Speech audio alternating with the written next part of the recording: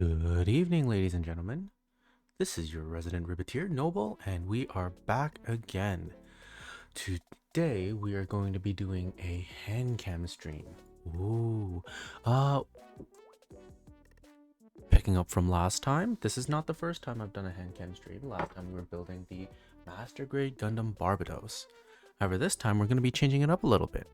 I've got a kit that I've been putting on the back burner for the last little while that I've been meaning to paint, actually.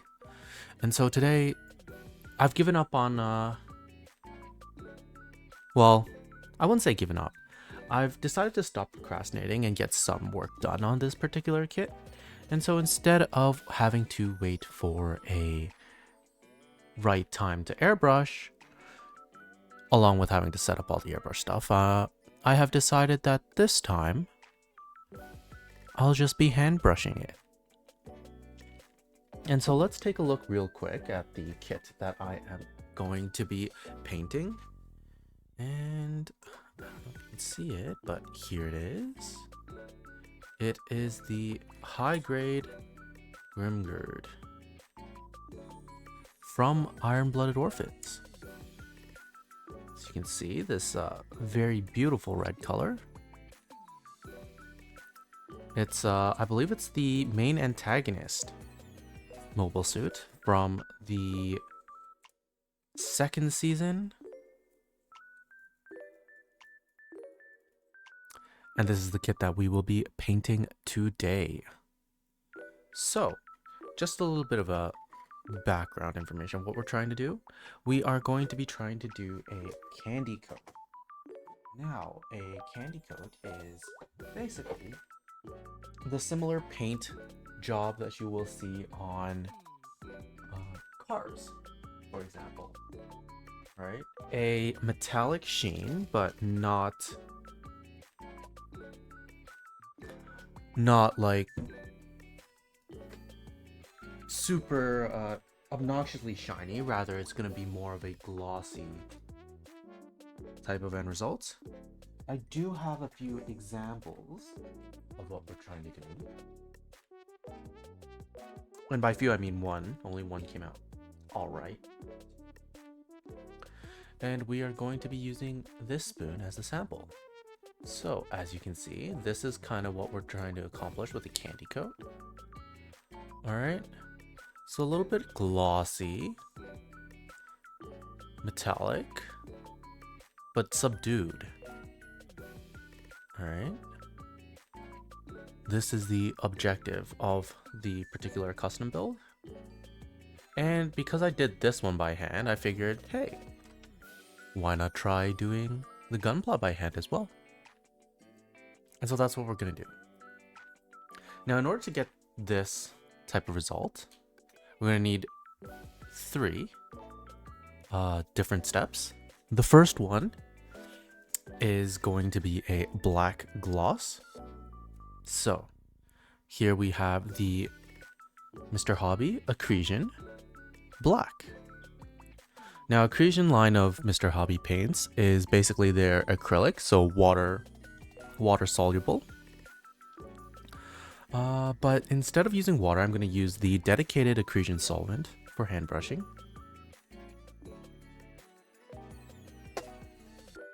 Which is this bad boy over here. So that's what we're going to be using to paint or thin our paints. So after we apply a black gloss coat, we are going to be applying a silver metallic coat.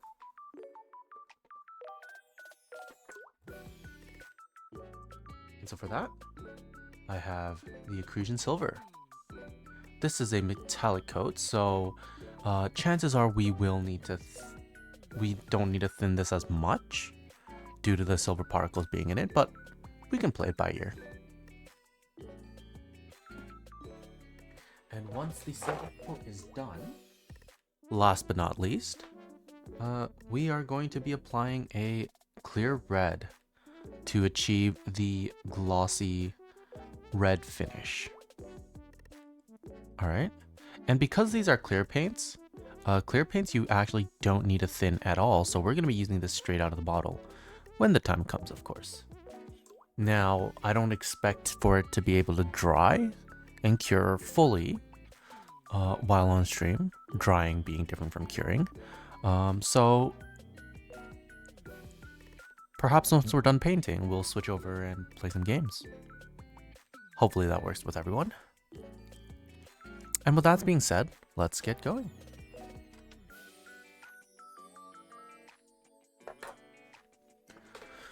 So first things first, I have all these alligator clips, and I have the parts that I have primed. So this is just a few of the parts that we have primed. And I've primed these well in advance. I think it's been like a year since I primed them. And by priming, I mean putting the primer coat. So these are all ready to go and ready to be painted. And what primer does is basically helps the paint stick to the surface of the plastic. Otherwise, you'd have a harder time. Not to say that it's impossible. It'd just be a little more challenging. Okay. And so what we're going to do now is we're going to go ahead and apply the alligator clips to the pieces. This so that we can paint on top. Yeah.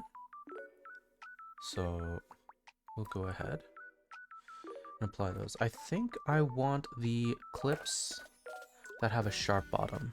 That way I can just stick it into the foam.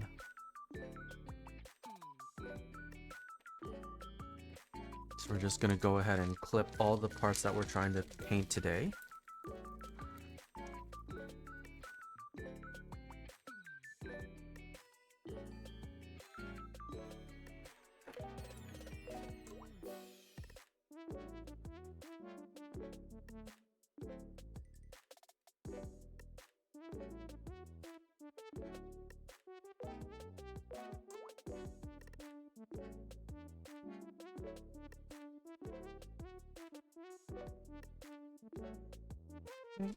Next one.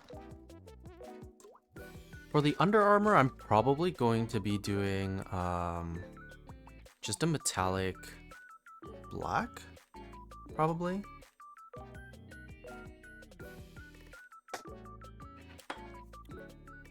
But that's still to be decided. And then we might do some finer detail work. But yeah, for metallics, generally what you want to do is paint with a black gloss coat first before actually hitting it with the metallic. This is to help the metallic colors pop a little more. Otherwise, you run into a little issue where the metallic's kind of flat and dull.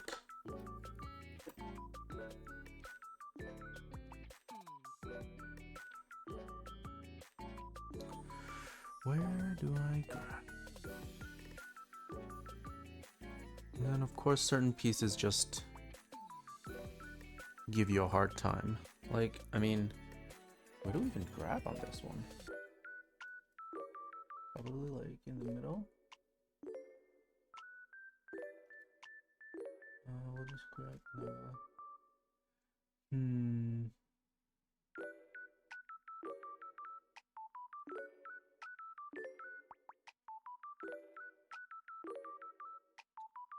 Alright. So I think that's pretty much it for the red pieces for the head.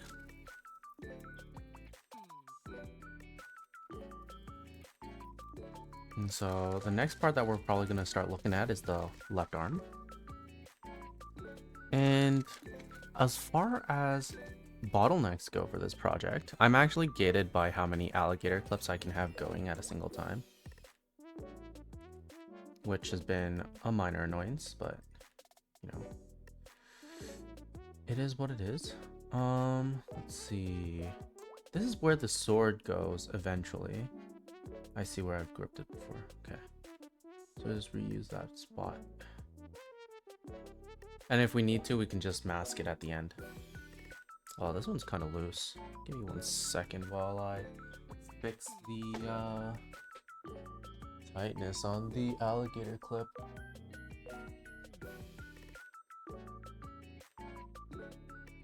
It's kind of hard to see, huh? Let me just angle this lower.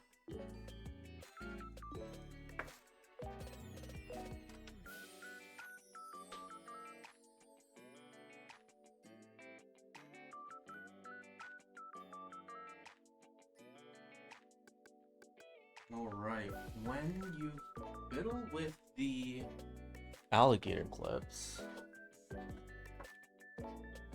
you just want to grab a side cutter, one of these big thick ones, and we're just going to tighten up the alligator clip so that it clamps down onto the skewer a little harder.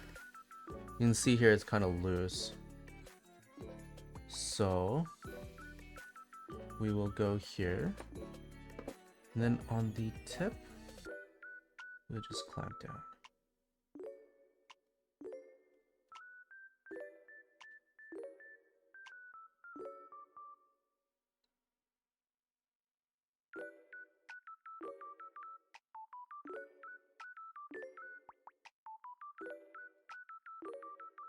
There.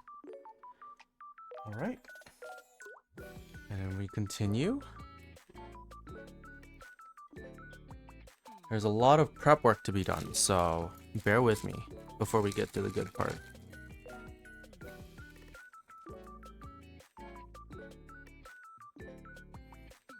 This one you can easily see where I had the piece held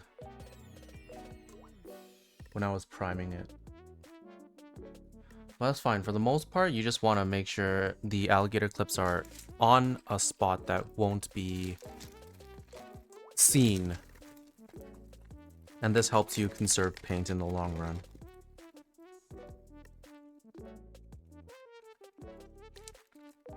That's an inner frame. Okay. I think we have all the red done.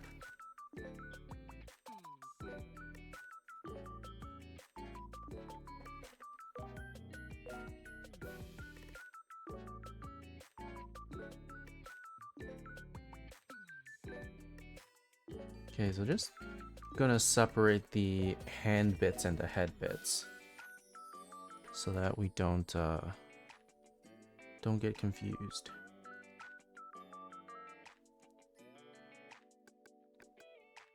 Alright. I think there's other ways to set your pieces up too. Hey D Scythe Hell, thank you. Yeah, I really hope I can do it. I mean, it's worked on a spoon. right? That's not bad. So we're just gonna have to see how well it goes on a plastic model kit.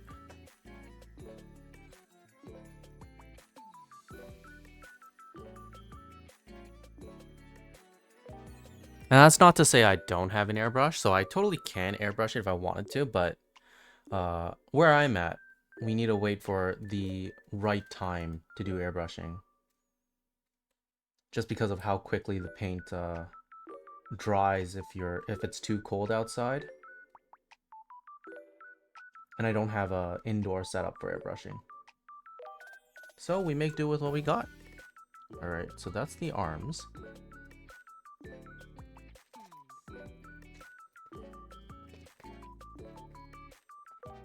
And I think there's one more shoulder bulge. So this one isn't a red piece, as you can tell by the underside. But we're still going to paint it with the black gloss just to get it out of the way. And then...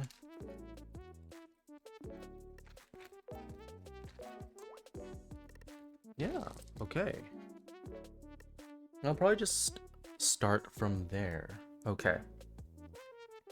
So now that we have all of our pieces on alligator clips, let's get this one. Okay. We're gonna go ahead and start prepping our paint. So, because this is accretion, we are going to use the regular thinner, accretion-based solvent, here. Yep. And so the thing with solvents, right, or thinners, because these are acrylics, they're technically water soluble. You can use water to thin these out. However, we all know that as a company, even though they say water soluble, it's always better to use their own in-house solvent. So I'm gonna go for a 1-to-1 ratio, so that's 1 scoop. 2, 3. I think we can go with 4. 4. Okay. And the reason why we get the thinner first is so that our little spoon is coated with thinner. And it gets the paint a little bit easier. All right, so we're gonna be hitting with black. I'm just gonna go and shake this first before we open it up. Shake, shake, shake, shake, shake, shake, shake. Give it a good shake. All right. Ugh. Beautiful black coat. All right. And we did 4 parts of thinner. So we're going to do 4 parts of paint. So I'm just going to go and stir this up a bit first. Make sure the pigment is mixed with the liquid. That's 1. 2. 3.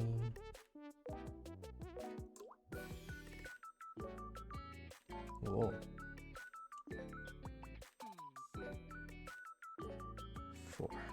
All right. And we're always going to get with a little bit of extra because of how much is sticking to the spoon. Let's move that to the side. All right, so I'm just gonna go ahead and stir this around. Hopefully we get some of the spoon stuff off. And if we don't, that's fine. We can always go ahead with a smaller spoon and get some thinner to rinse our spoon off. Yeah, we get the little spoon to rinse off the big spoon. Oh, you can see the paint running down the spoon. If it's too thin, it's fine. We can always just add some more paint. But yeah, let's just go ahead and give this a good stir. I think I have a mixing ball somewhere. Yes. Right. I do. So this mixing ball, we're going to go ahead and just try to get some more paint off of this. Yeah. Just stir this around.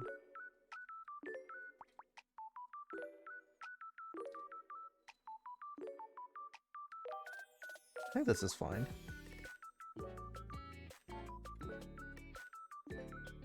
Alright. Just put that in the water. And we're gonna begin. So. These aren't any fancy brushes, they're just normal. But I'll just try to get some paint off of the spoon here before I go ahead and put it in the water to soak off.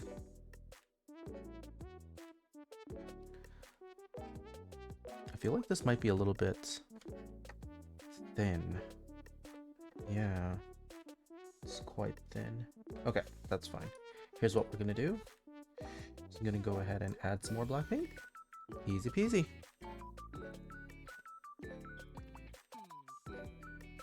Just shake that a little bit more.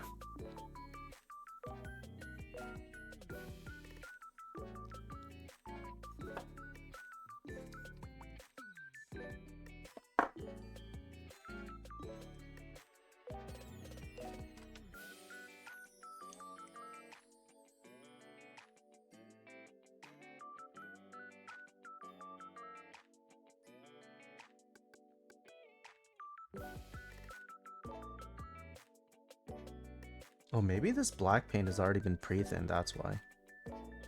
Whoops. I might have forgotten I pre-thinned it. Oh well. A thinner coat makes for a easier time leveling. And by leveling, I mean getting an even coat. Let's go ahead and give this a twirl. All right. Let's get going.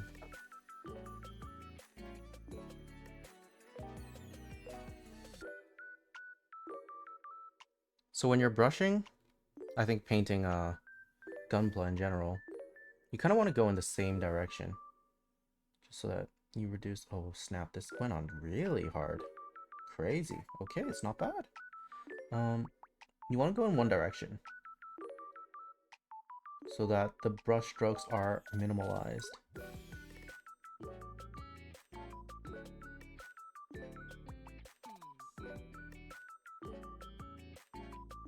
Nice. And just give it a little twirl. Now I think this might be a bit too heavy of a coat. You can see that there's a detail part up here that's now no longer seen on the other side. So we'll go ahead and we'll probably brush off a little more. There we go.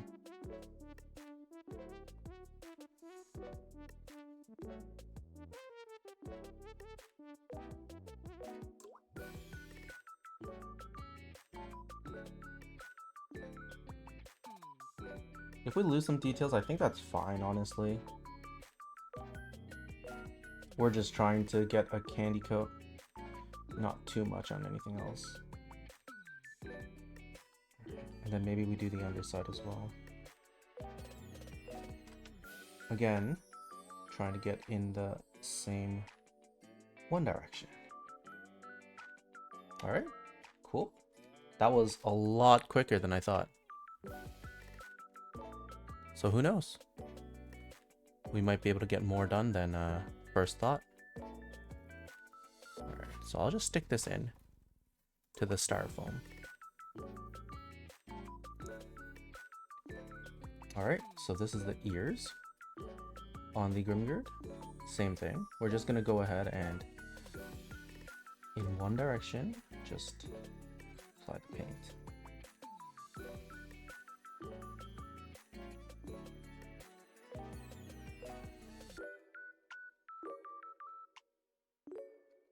On the other side of the ears as well, on the back. I'm gonna be honest, the black coat is definitely not the hardest part when it comes to painting it. In fact, I'd say the black is pretty straightforward to do. Depending on how these coats turn out, we might have to do a second one, but generally it's pretty okay.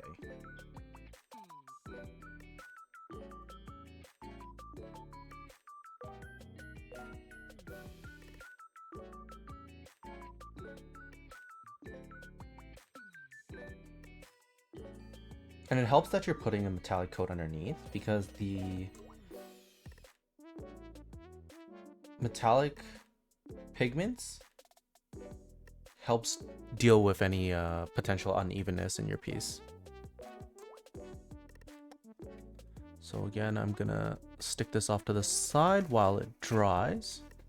I'm gonna do the other ear.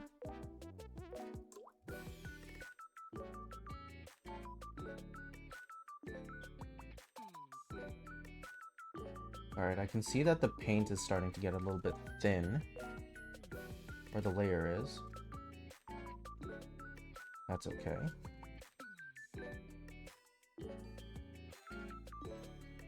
You just gotta be a little bit careful too.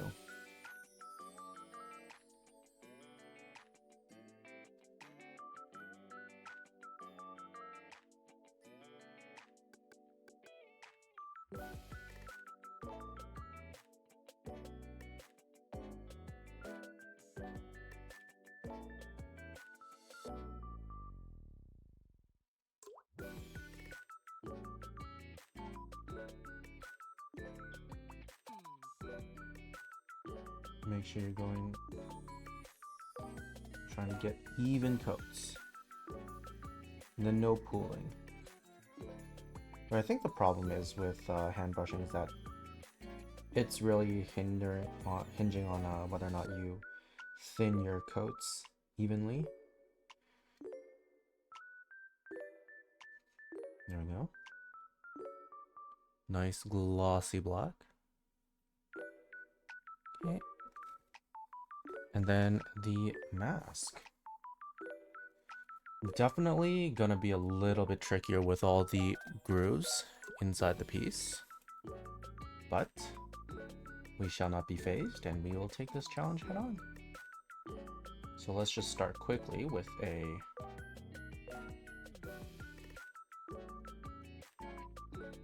overall coat.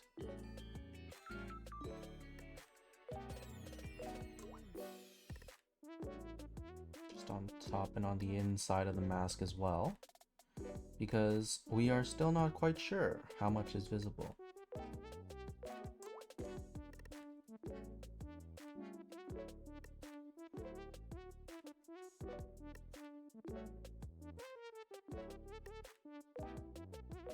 Just get a little bit more paint in here.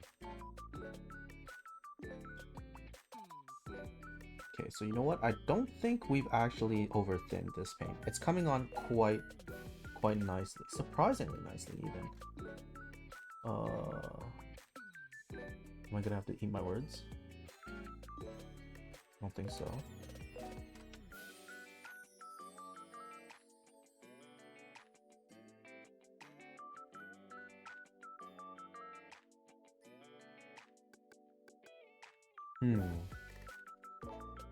Okay, there's a chance that I put too much paint in.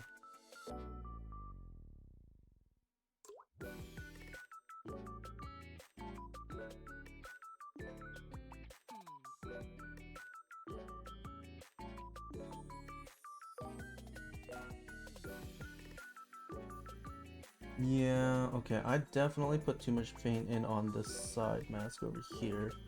Let's see what remedies we have. Okay. So, if there's too much paint, there's a couple of things we can do. One of which is grabbing another brush and just dabbing off the excess, right? So we have a slightly smaller flat brush.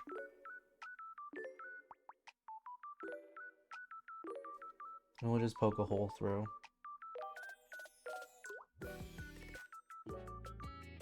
Hopefully this takes out, there we go. Okay, yeah, there we go. Takes out some of the paint. Right? We'll just go ahead and brush it onto the side of our foam board.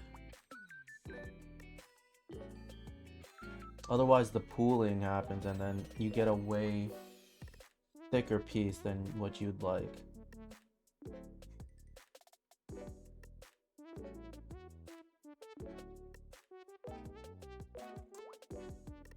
Alright, I can also see some pooling on the inside of the mask. So we're gonna go ahead and not be shy and just get rid of the excess.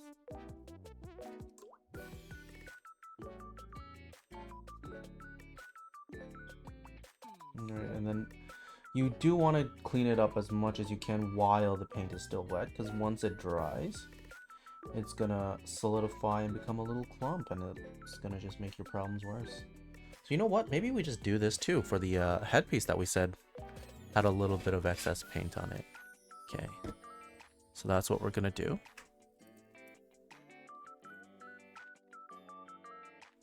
We'll go ahead and we'll just gently put a brush on it. Oh, and the thinner's already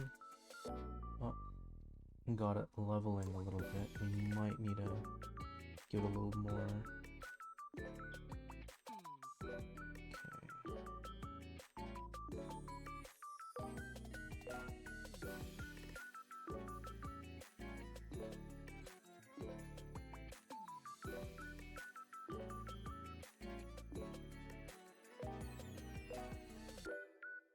I'll wash my cutting board later. It's fine.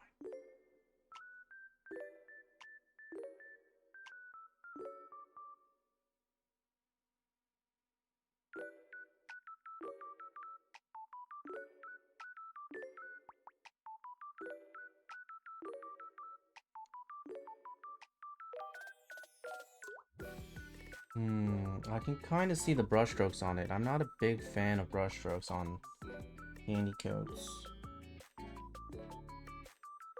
So if you want to get rid of the brush strokes, I think there's two ways. One is putting another layer, and the other is going the perpendicular to the initial strokes. So we went lengthwise the first time around, and this time we're just going to go across.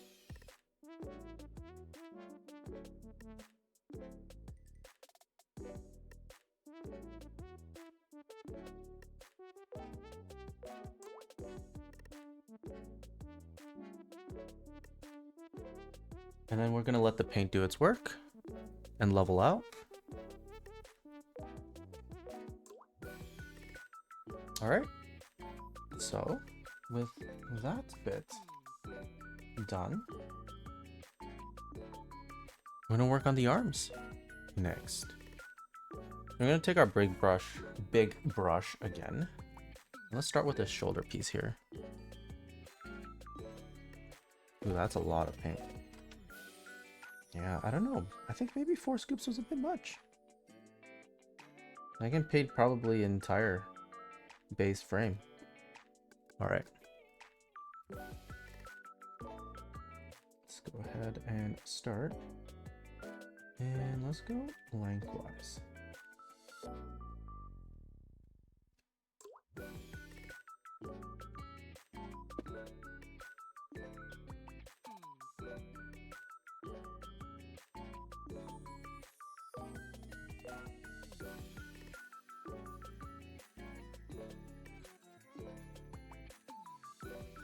And just make sure we are going in the same direction.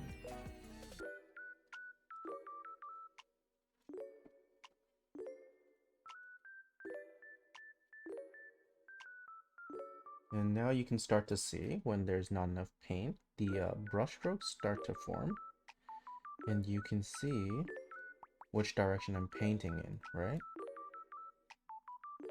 That's fine.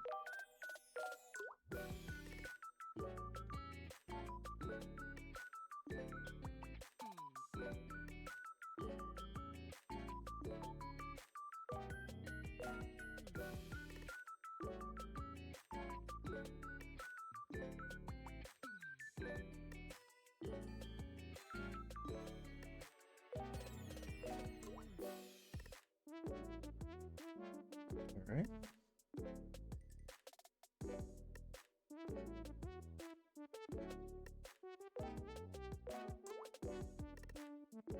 So you can see some of the paint is definitely leaning towards the thinner side. As you can see, these curved bits aren't leveled as properly as you would like. You can kind of see the brush strokes oozing through. It's not a necessarily even coat, so we're gonna go and grab our second brush. I'm just gonna go and remediate that.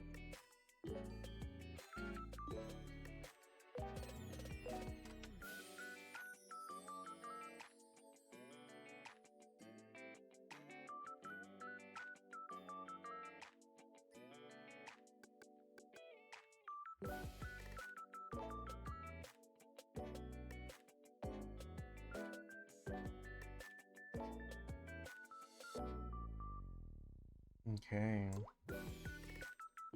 Let's see, do we need to get the top and the inside of the shoulder blades? Maybe, so we'll just do a little bit.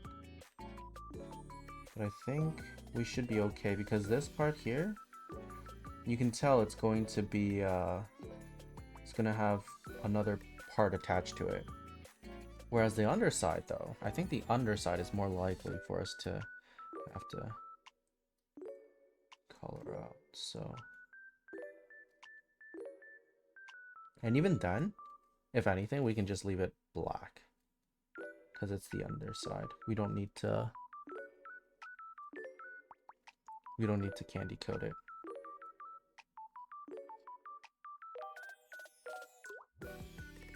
Okay, make sure we get the edges too.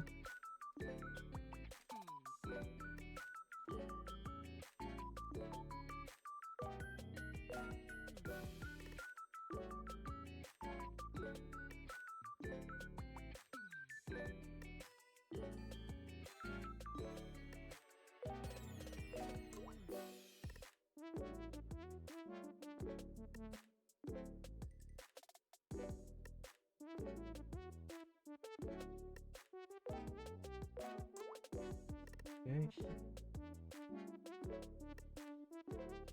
Alright, this one looks fine. Now, of course, this top bit here, again, it doesn't matter as much because it's probably going to be covered. But the outside looks like it's been... The coat looks pretty good. Oh. I think I felt that touch my hand a little bit. Oh, snap. Gotta be very careful not to bump my parts into the surroundings, because I don't actually have a lot of space to work with. Alright. And this goes.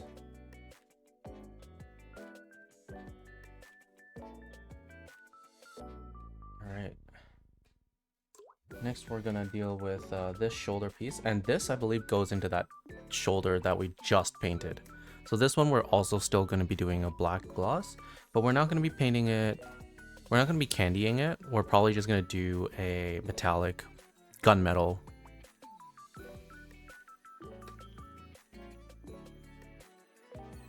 Okay, so again, just even, let's go this way.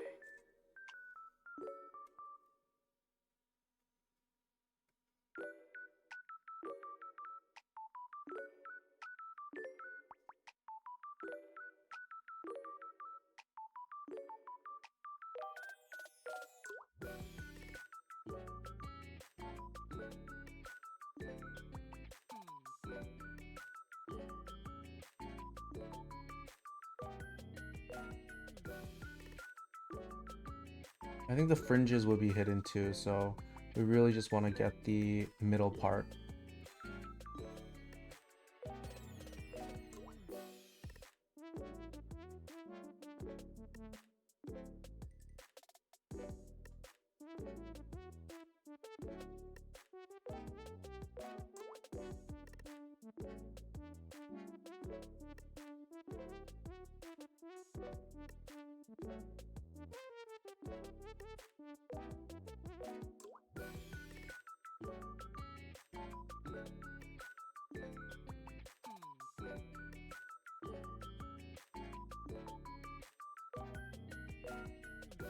I find paint's actually quite interesting, the way it works. Because you need to prime it, and then the gloss coat sticks better to a prime, so a rougher surface, right? But the metallic paints stick very nicely to a gloss surface. And metallics, because of their pigments, are rough. So you can technically layer another gloss coat on top of a metallic coat. And metallic coat will serve as a primer for the gloss coat.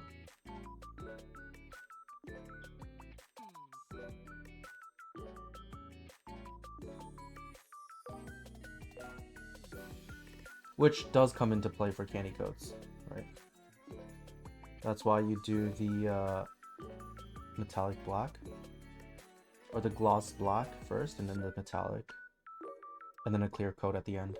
Okay, so this looks pretty nice, and we'll just let it even out.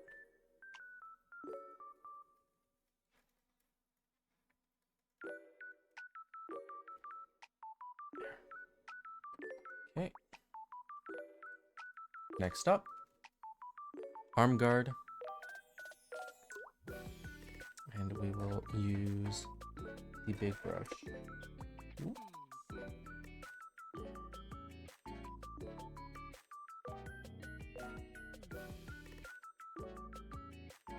All right.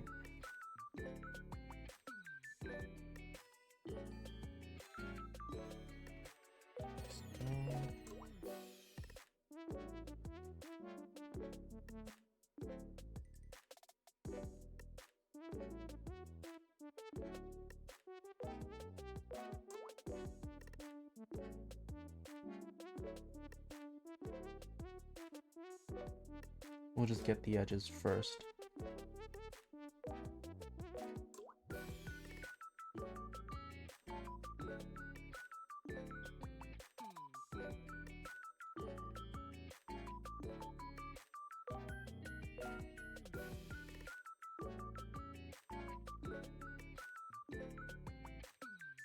And then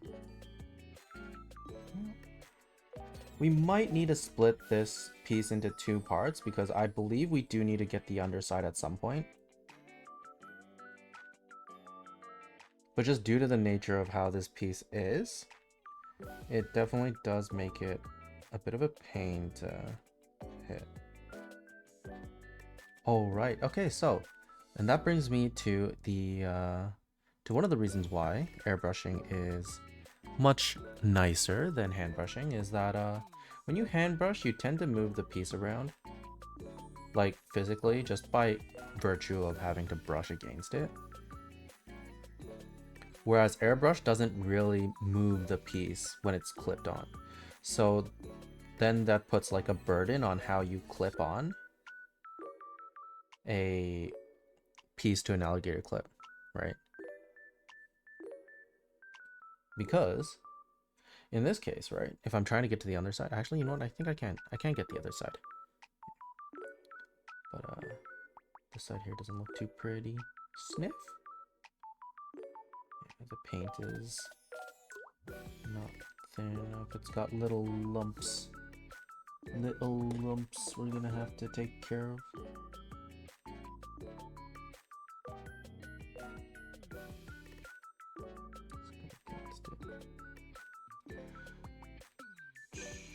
There we go. Just gently brush the lumps away.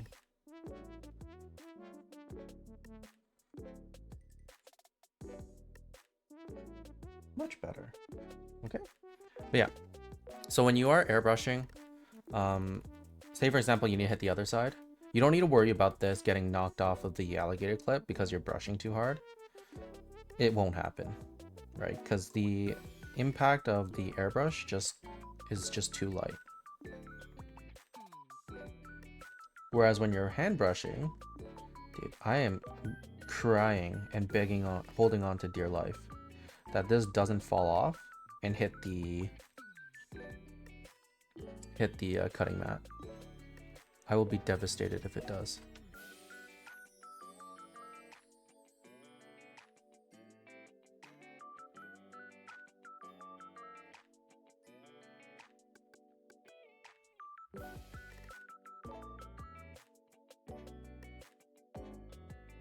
Okay.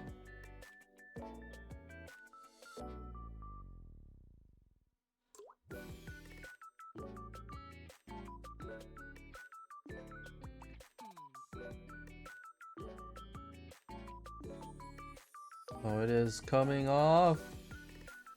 Okay, okay. Okay. Yeah. Alright, so I have a paintbrush in my mouth right now, but the alternative is the remedy for this is just to take another alligator clip, grab back onto the part, unhold this one. Okay. And then reattach. Grab. And let go, and we're back to Rossetti Spaghetti. Oh yeah. Alright, we are gaming, chat. This is what Gunpla gaming looks like.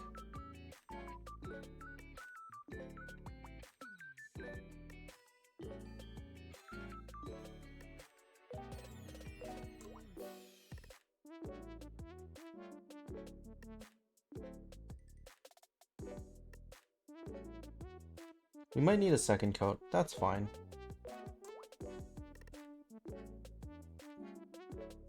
Although I guess that means I really shouldn't have thinned out so much paint in the beginning. Oh well, it happens. Oh, maybe I can just pour this back into the bottle. You know what? Maybe we just do that. Then we just pour back the excess into the bottle. And I'll just make note that it's been thinned once before. There's like some semblance of thinner in here. Alright, so the front top part. You can see some of the details still showing through because of the grooves in the piece. Looks really nice, as is. Right? And you just let it dry out.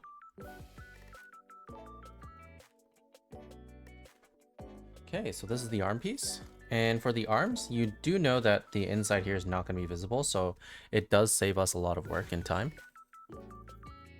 We just need to work on the outside.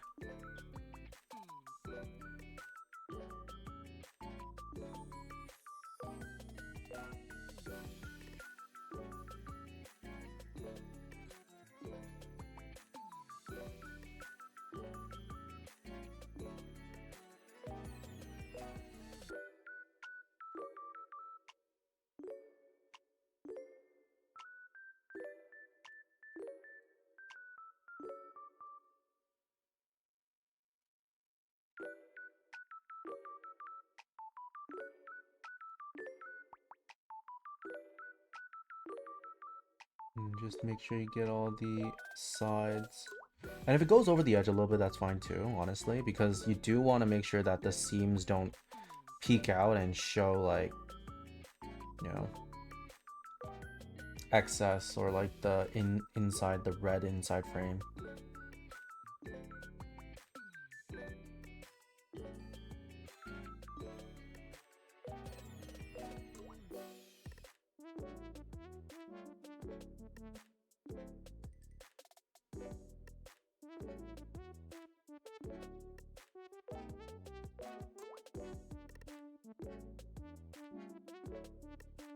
Blech.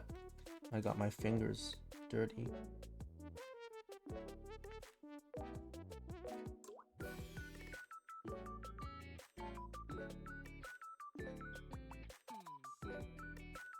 Okay.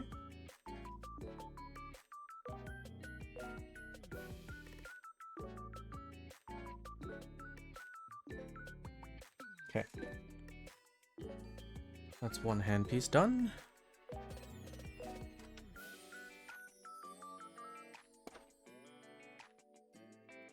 The second one, and then there's a peg hole here for when you put on the shield, so that's fine. We don't need to paint that.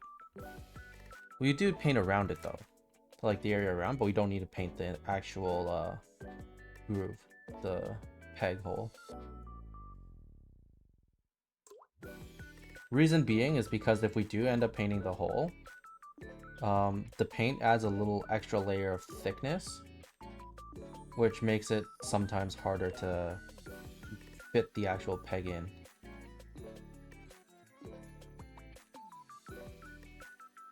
Which can be a little bit, feels bad.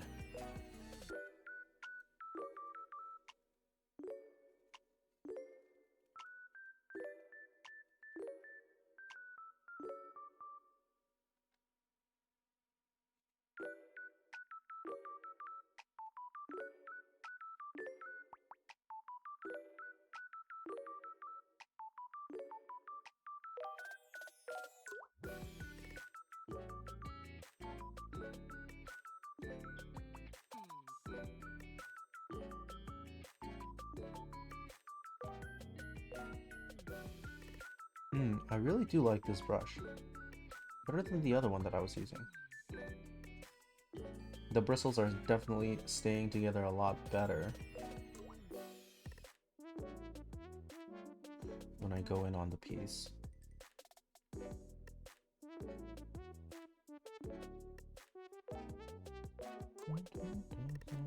You can still see the brush strokes though. So just hit it a little bit more. Yeah.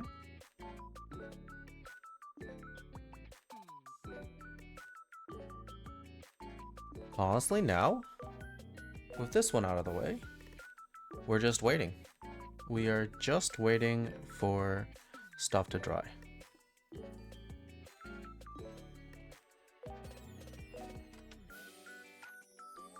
So, in the meantime, what we can do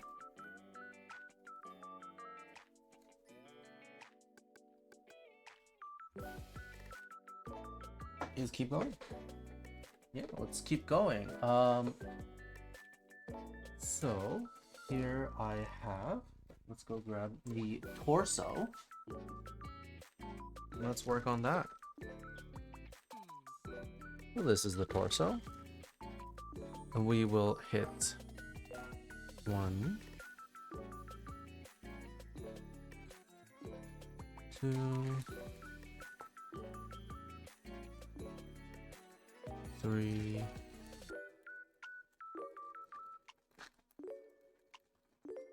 4,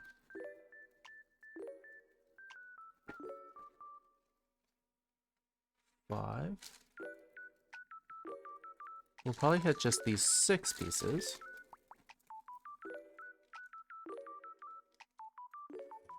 Yeah.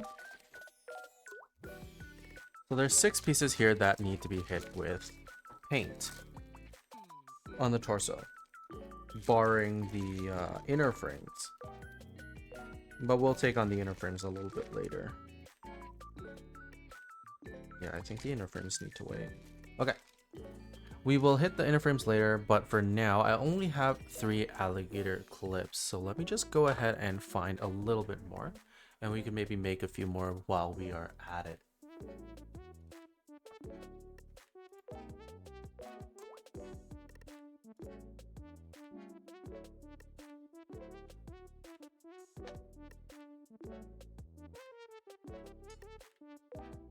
Just give me a moment while I go and grab some more alligator clips.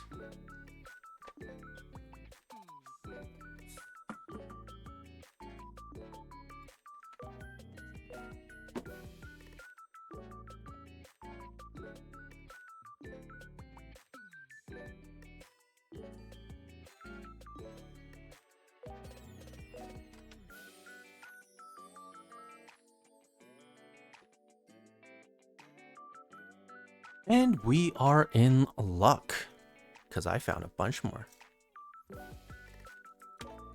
Which means the painting continues.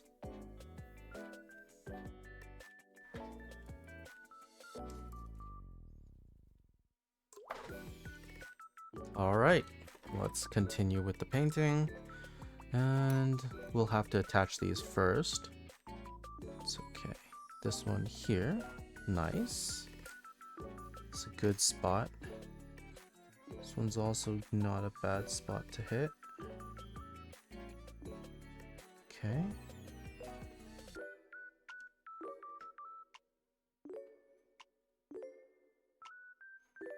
Where did I get this one? Probably on the inside somewhere. Like that. Looks about right. Okay.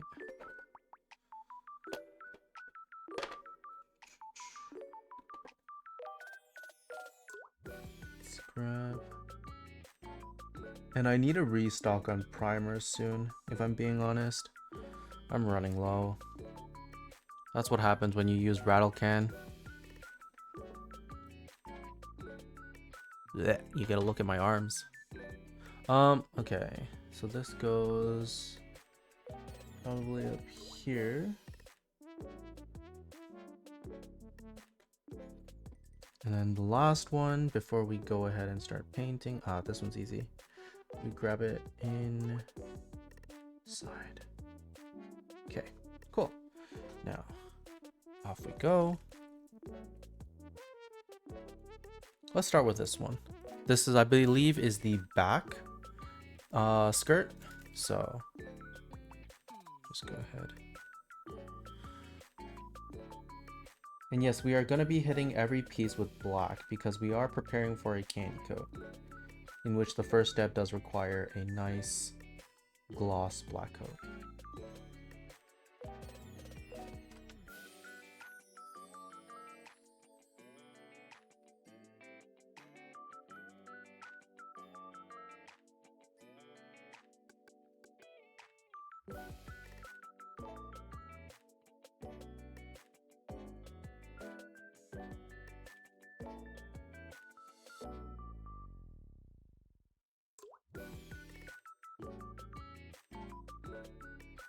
And we'll see how many alligator clips we have after.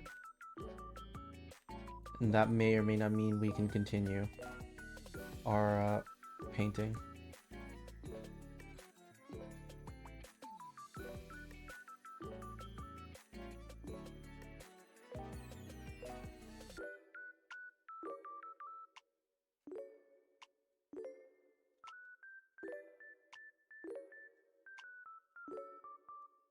Ugh, that was a bit too much paint. Oh well. We will let it correct itself.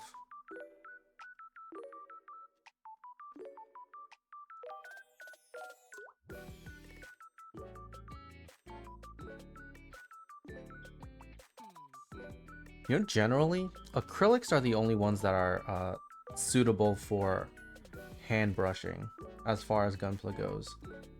This is largely due to how long it takes for it to cure. Acrylics generally take longer to cure, which gives it time to self-level. Unlike lacquers. Lacquers actually cure very quickly, and so hand brushing it makes it very hard unless you thin it intensely. The thing with brushing, right, compared to airbrushing, hand brushing compared to airbrushing, when you hand brush, right, you're continuously interacting with paint that's already on the piece, and your brush also interacts with the paint, which leaves, if you look closely, leaves brush strokes, right, and that doesn't make for a smooth coat of paint. So with acrylics, because of their longer drying time, what can happen then is that they will self-level. They will smooth out just because of the properties of a liquid. It will redistribute itself across the surface of your piece. Lacquers, on the other hand, they don't get that opportunity before they cure and become stiff. Now with airbrushing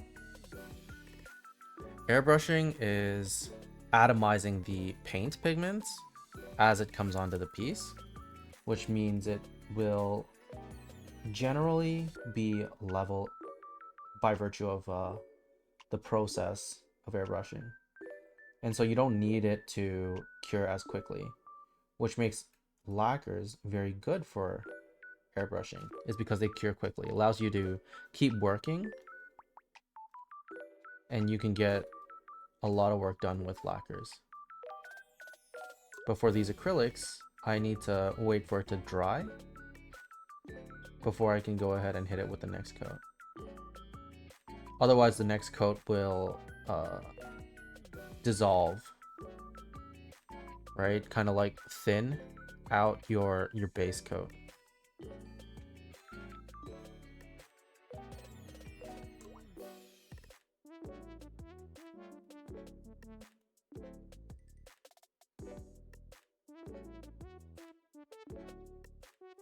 So it gets really technical when you're hand brushing, like things like brushing in one direction, right?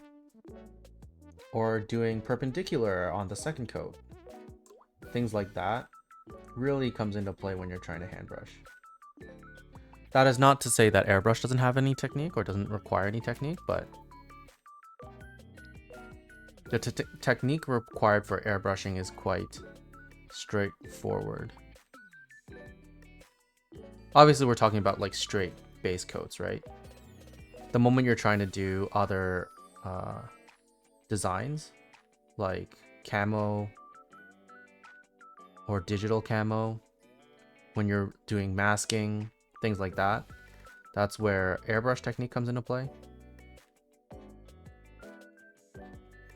But as far as just a single color, a single coat, hand brushing requires a lot of tech. All right, that's the back skirt. Let's pin this down on a different side. Hold on, let me grab the... I'm gonna go ahead and grab the styrofoam.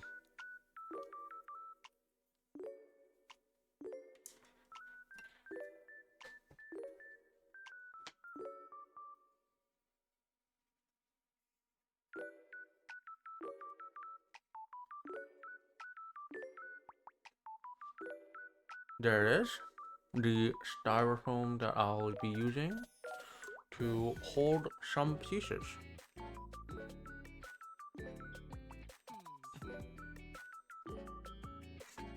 You can see the pieces here.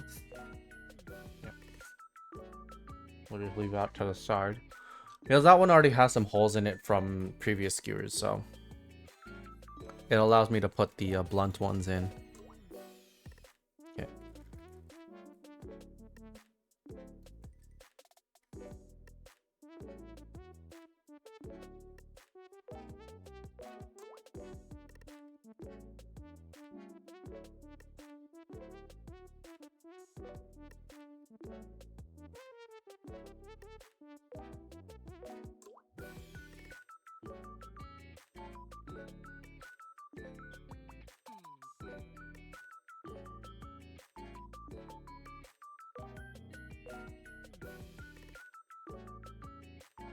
I think I might need to get the underside on this one.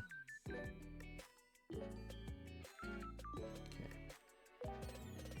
So we'll go ahead and we'll get some of it done first so that it's not as apparent that it is a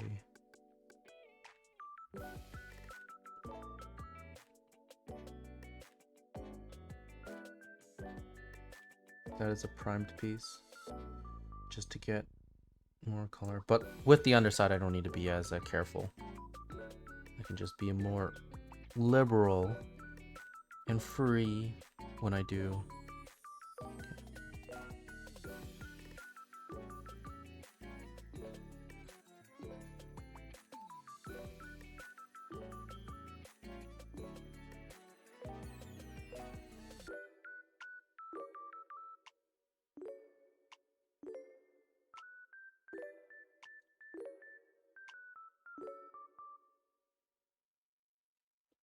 Okay. So trying to get the inside, which shouldn't be a big problem at all said and done, but might as well.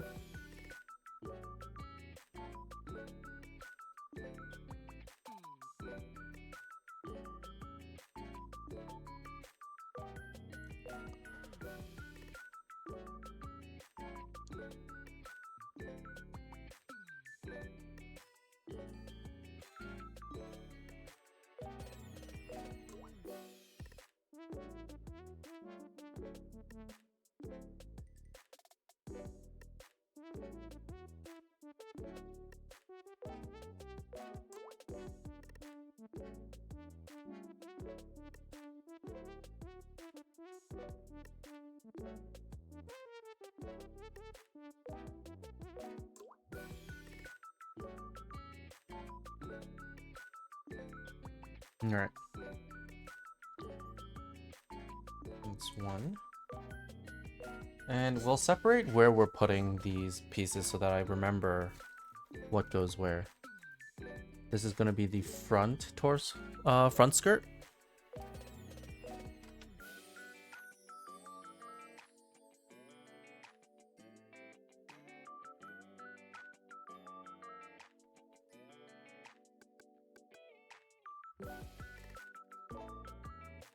Just do long downward strokes.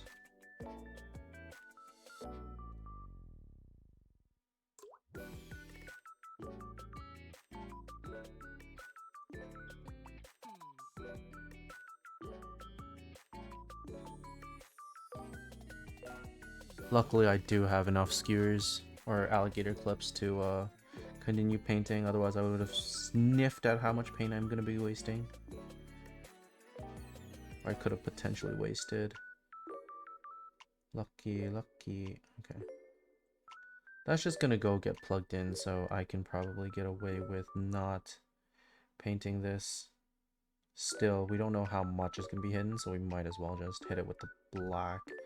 When we get to the metallic silver, then it's like, okay, maybe we don't need to hit it, but at this time, we can go ahead and get that going. Deep breaths.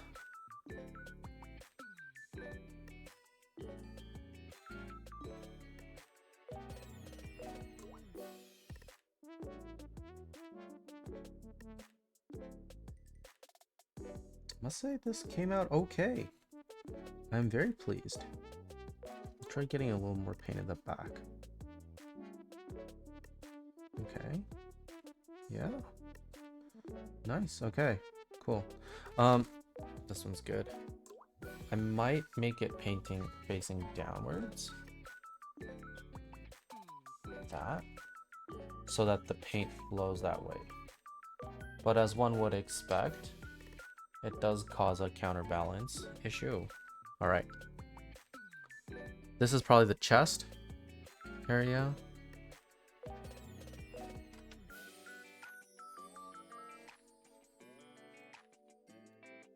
The chest, we definitely want a good candy coat on it because that's going to be very prominent, very visible.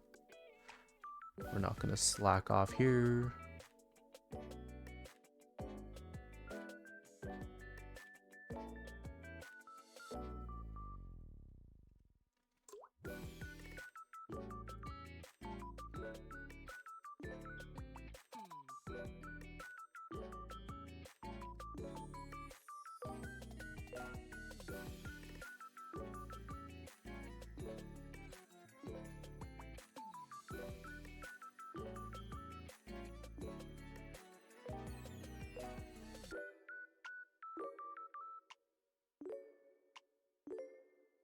Okay.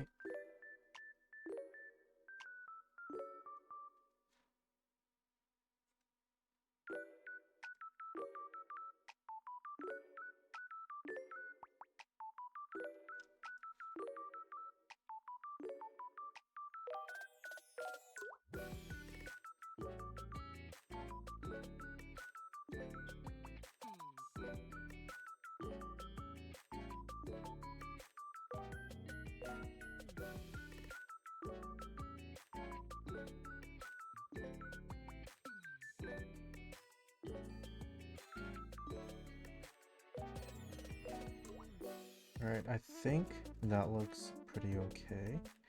Let's get the inside of this.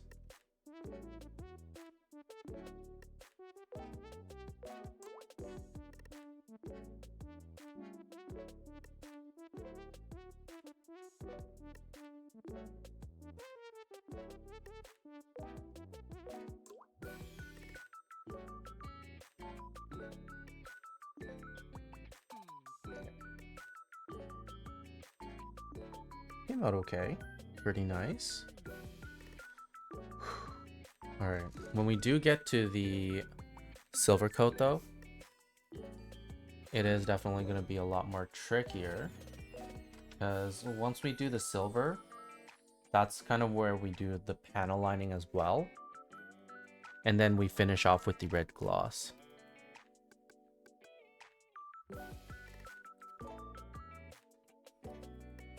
What am I going to do if I fail this challenge?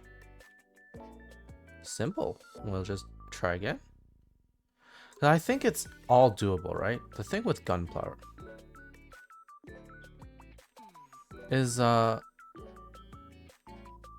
good you want a kit to look ultimately comes down to the individual builder skill, right? How good the limits of a kit are.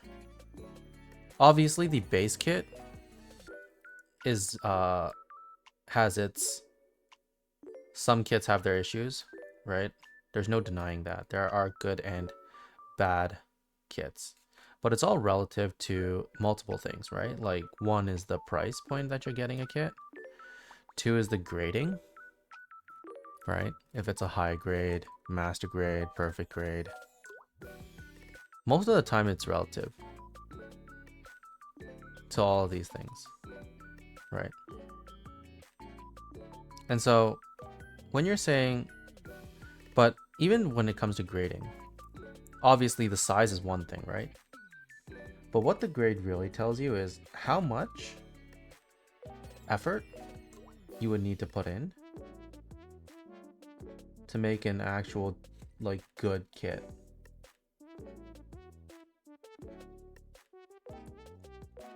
And by effort, I mean, like, obviously not like painting and stuff, right? Although some kits are yeah, that includes painting, or how much painting you need to do to make a good good kit.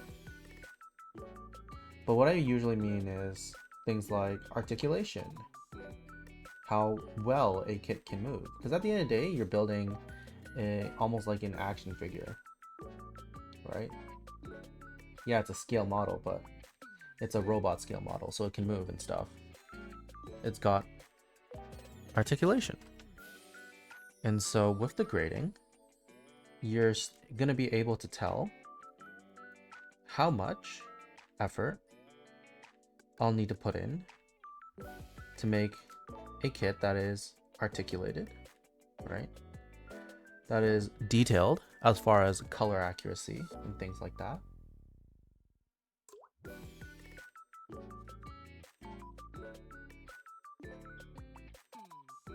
The parts detail, right? Things like panel lining opportunities,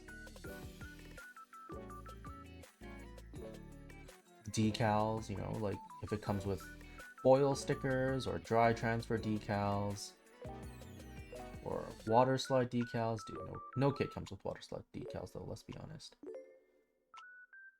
But all these sort of things go into the grading of a kit. So when someone says this is a good or excellent high grade, for example, generally that implies things like this high grade has qualities that go above and beyond what you expect from their grading. Now that begs the question, where do I start? Right? What is the basics of Gunpla grading? Well, let's start with the aforementioned high grade. For high grade kits, generally what you can expect is full articulation, so hands, feet, or arms and legs, right? The neck is articulated. Decent color separation. You're gonna get some seam lines. Seam lines being when two parts connect, or when you put two parts together, there's like a line in between them. That's not a detail, like not like a panel line, but an actual just like, okay, yeah, you know the parts are separated here. Ooh. Right. That's a seam line. And so you'll have them, especially around the arms and the legs. Right, that's something that you should expect. Moderate level or decent level of part separation. The weapons will not be part separated, right? So your weapons usually one color, straight down.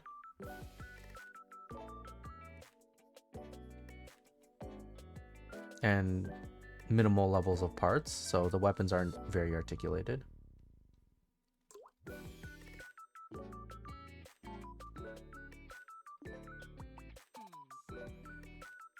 And then foil stickers out the wazoo, depending on the kit, of course. They'll have a lot of foil stickers. And being honest, I think foil stickers are kind of one of the bigger sins of a high grade kit.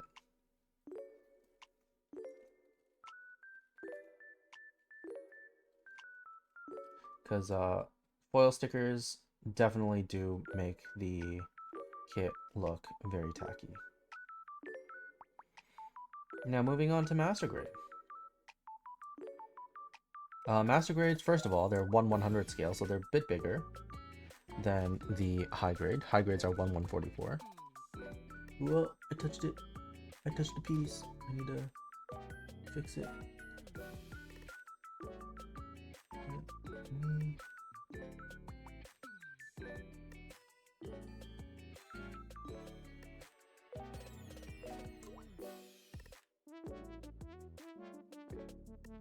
Alright, so I definitely need to get these out of the way.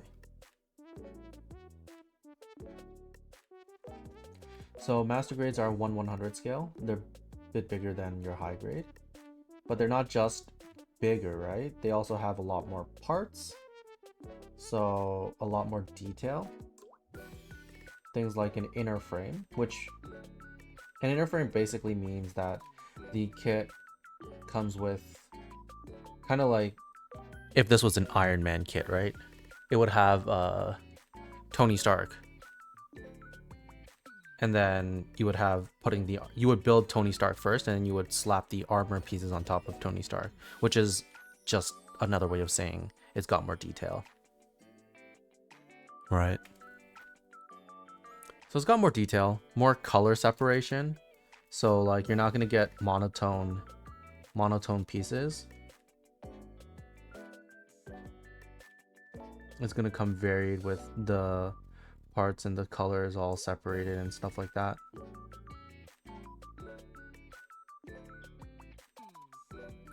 And then depending on which kit, it will come with dry transfer decals. So dry transfer is just a type of application method. It means when you apply the decal, you press it onto the piece, and then you basically stick it off the decal sheet and onto the part itself. That is dry transfer. Some master grades will have water slides. So water slides is you apply it through soaking the decal, and then the decal will separate, and then it will adhere to the part that you're trying to transfer it onto. All right, so that was the left arm, the head, and the torso. We have a few more skewers here that we can use. All right, here's what I'll do. The head, there's one more sheet that we can paint for the head. Oh, let me just get the paintbrush out of my mouth. All right, we have one more part that we can paint for the head. We'll do that.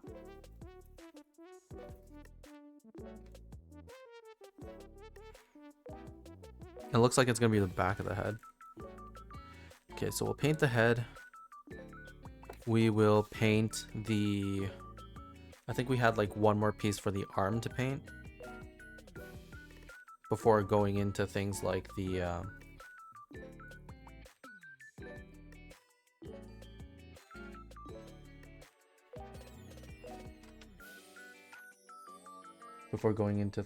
inner frame.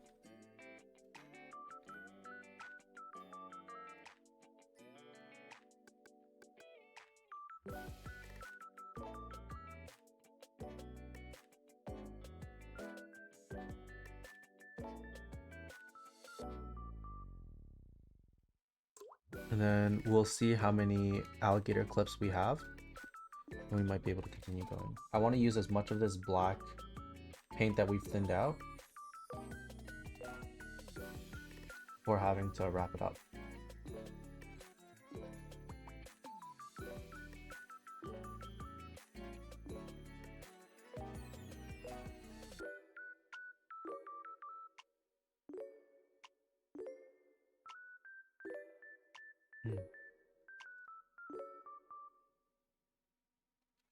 Okay, so this is the back of the head.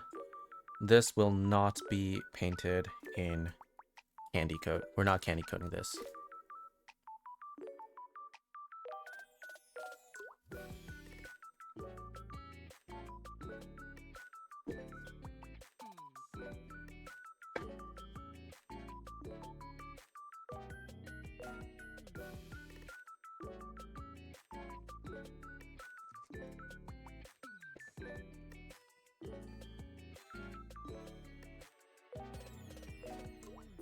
All right, we do have 2 pieces for the arm, for the left arm.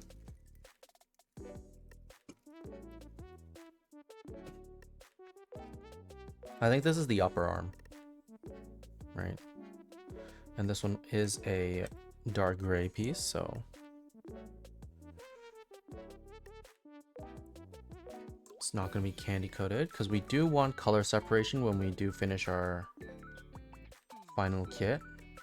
Let's see, let's go vertically.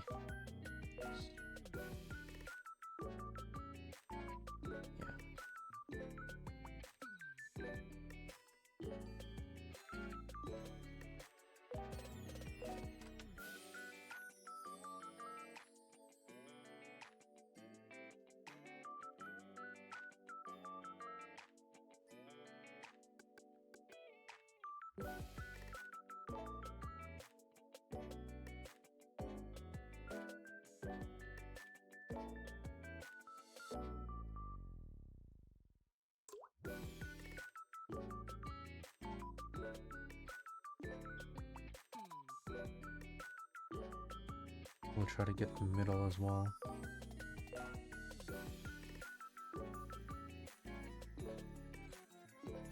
And this one will probably go for a metallic gunmetal, maybe.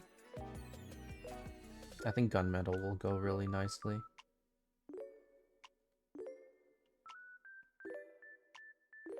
And we'll finish it off with like a gloss top coat.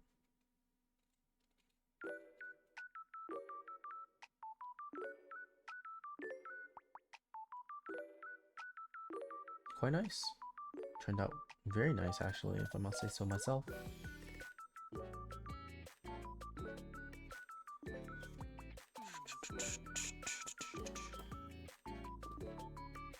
Okay, so arm. And let's send it a little higher. Okay. And this is going to be the back of the forearm. You'll be able to see when I turn it around that there are some detail pieces here. This is supposed to be like a cable. So let's go ahead and get that colored in.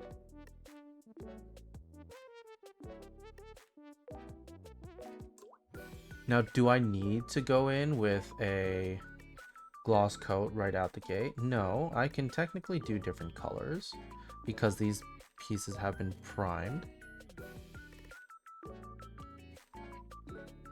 But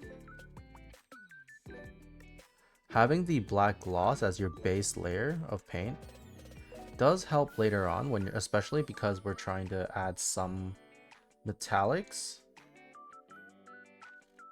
Having the base black coat does help later on when you're trying to apply metallics onto the key piece.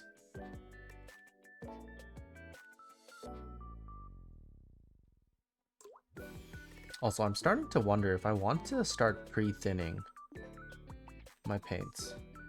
But I feel like that's going to be a pain because that means you're going to have to bottle them separately after you get them. Right?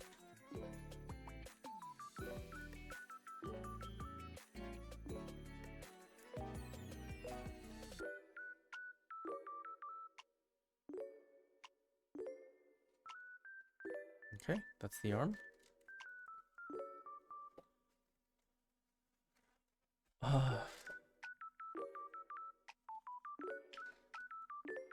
And let's see what else we can get done.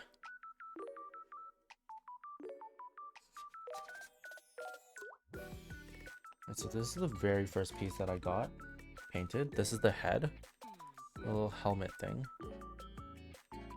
As you can see, it's kind of looking a lot more tacky now. It's still got the little gloss quality to it, but it's definitely starting to dry up. If I do paint it now, it's gonna be neither dry nor wet, and I'm gonna reactivate the paint, which is gonna screw with the curing process. So this is like, you can't really rush hand brush jobs, right? Unlike with an airbrush, this would probably have already cured by now, and I would have been able to apply the next coat. So let's put this back.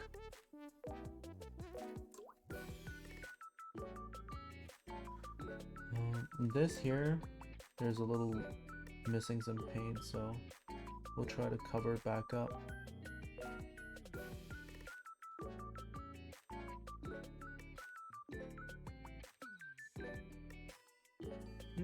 Nice. Okay.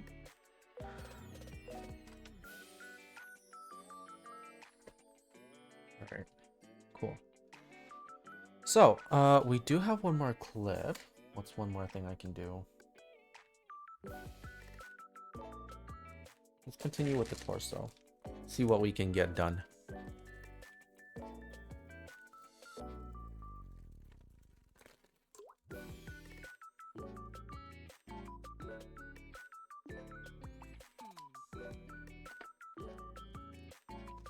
The signature inner frame of all the IBO kits. They have these kind of engines, these more steampunk engines, as opposed to like jetpacks like you would see in a more modern Gunpla. Modern themed Gunpla. I can't say Iron Blood Orphans isn't modern. I think I know where. Okay, so we can paint this. This is the torso.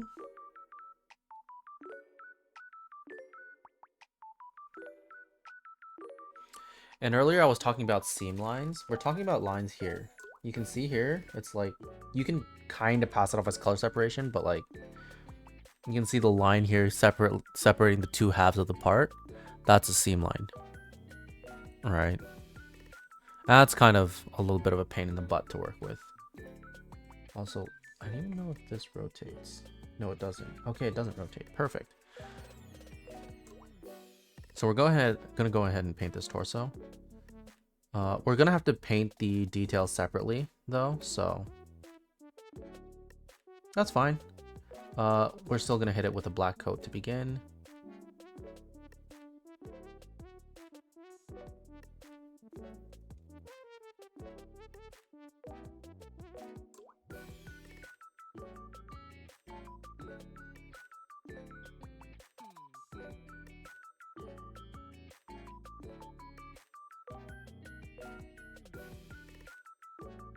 And this piece here, as you can tell, is already partially assembled. Like, I've already put the two halves together. A thing I found before when I was painting my previous kit, which was the Astaroth, was that I painted the entire thing separately, like each piece, each half, which made reassembling some of it a pain, especially the inner frame, which is what I found the most troubling to paint.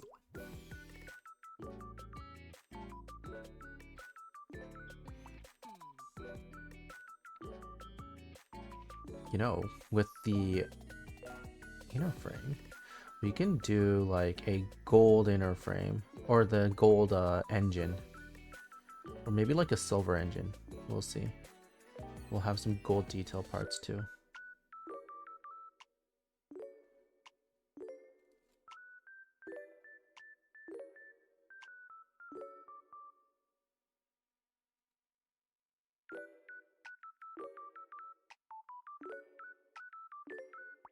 I shouldn't get the pegs too much paint on them, because it'd be a pain to have to like sand it off afterwards because I layered it on too thick. Alright, so let's ignore the pegs for now, and we'll just try to get as many of the details painted. Yeah, I can see already that the peg's gonna be a bit thick. It's gonna come and bite me back later. It's okay.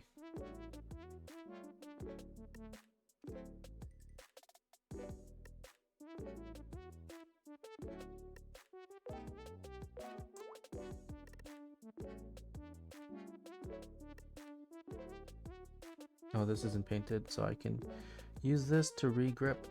Lovely.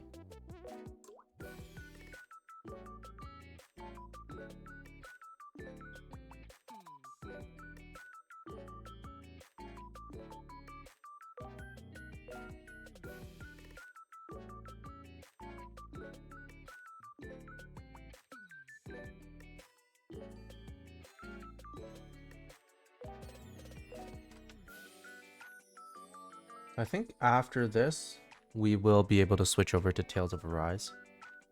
And we'll continue playing that.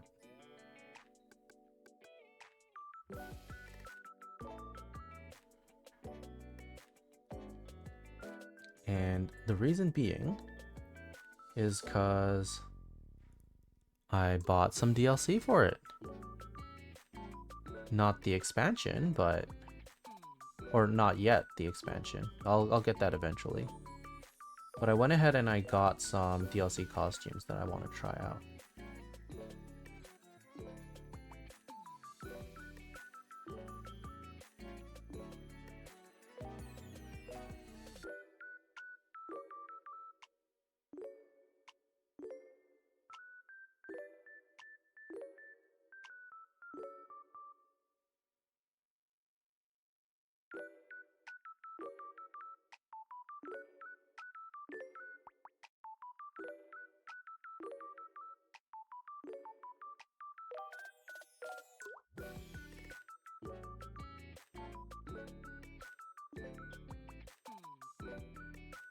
Okay.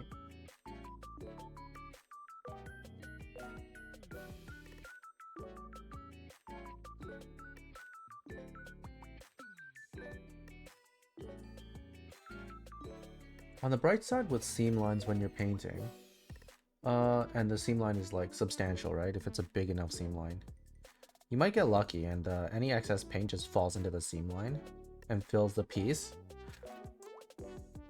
which is good because then it doesn't flood your piece with paint, right? It's kind of like a little bit of a drainage.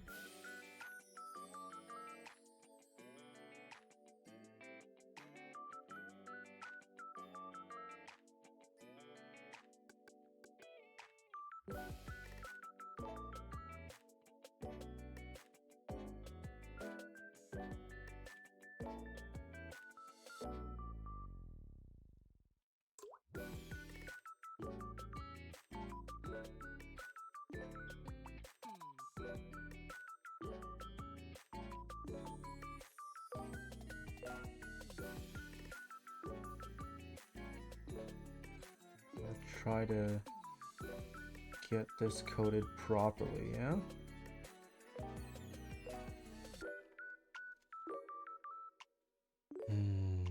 I think this side needs a bit more love.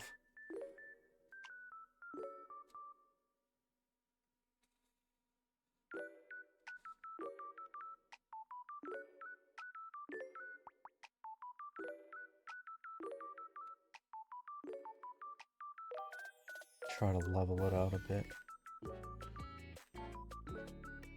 The other side came out quite nicely. I don't know why this side isn't though. Maybe how I did it?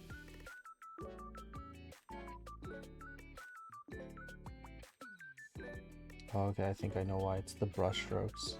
Okay. There.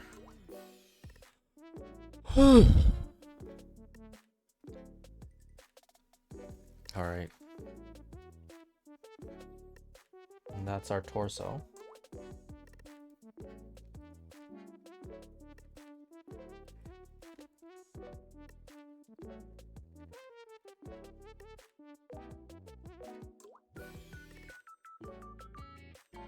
Now let's just do a quick check over all of the pieces we've gotten covered today to make sure that everything is nicely coated.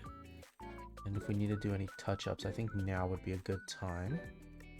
You can see this one is still drying out. Oh, there's a bit of build-up here. Let's try to get that off.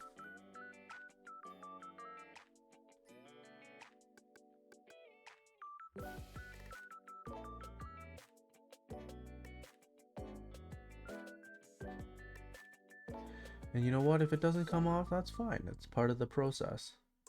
It's gonna add some individuality to the piece when all's said and done.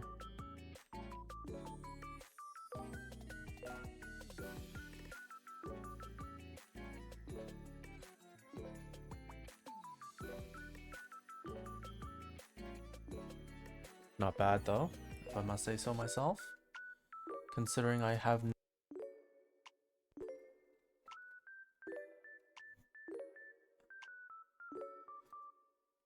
yeah.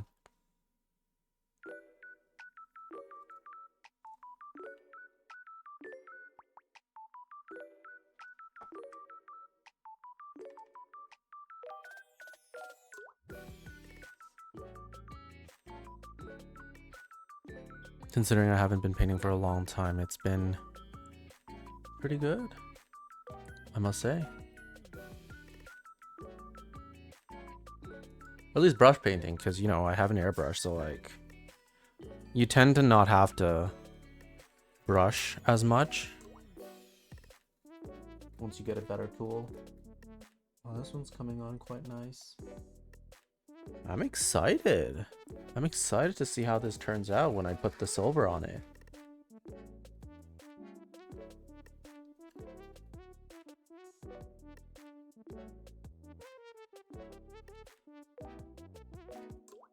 Alright, so it is looking like it's curing. It's curing nicely. Let me just check this mask here too, because we know we had earlier troubles with the mask. And that looks like it's coming along quite nice as well. There's a little bit of blemish on the side. Let's just check.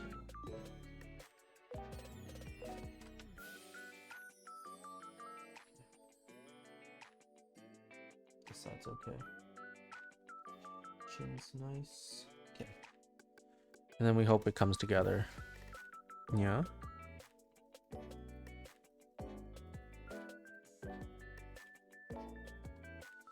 This arm guard looks like it's doing well. Let's try to give the sides a little more love, it looks like. A bit of pooling going on, but nothing too crazy. That's fine. Yeah. It's turning out okay. Color me surprised. Alright, cool.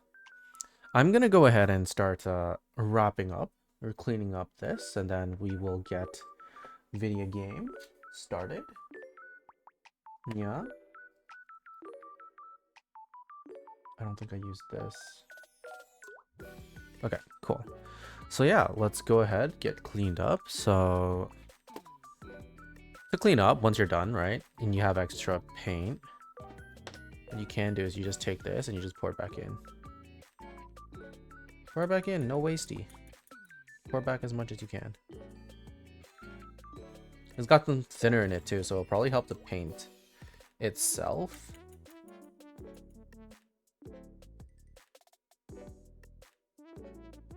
Yeah. Okay. And that's about as much as I'm gonna get out of it. We will close the lid.